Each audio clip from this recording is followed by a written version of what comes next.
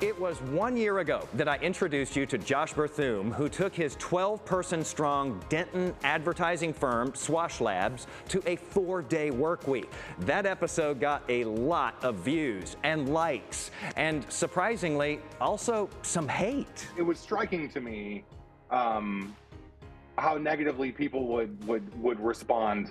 Much of the trolling on social media was people who just couldn't believe that a company would really reduce the work week with no strings. I mean, what are you making the staff work 16-hour days now, or did you cut their pay or their benefits? So to be clear, we work a 32-hour week, and we made that change without any reduction in pay or benefits for anyone. And now, a year on, well, not only did our productivity increase, but last year was the best year we've ever had. That's how the company fared. Here's how the bottom line for employees looked since they work 4 days a week and there's no commute because they're fully remote. We've essentially given our employees 28 days over the course of a year, like full days. Well, I'm seeing it in my people, and if you think about the way a normal work week goes, there's, drag at the beginning and drag at the end, and people are if it's not burnout, it is exhaustion just from dealing with the structure of a job where you work 40, 50, 60 hours a week, and then you've got to also have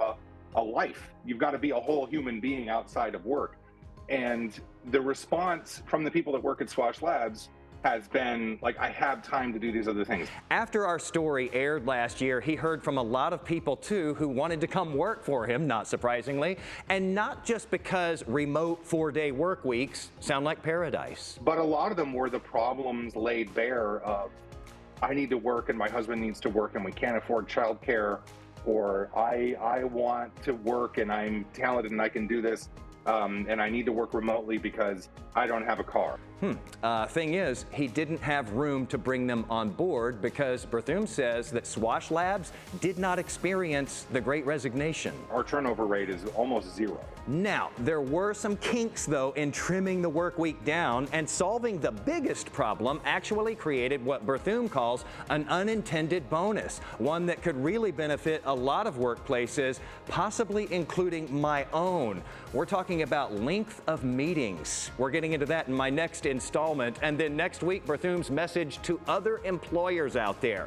More info and my full thought-provoking conversation with Berthoum is all in today's post at Jason Wheeler TV on Facebook and Twitter, where I'm still working 5 days a week to keep you right on the money.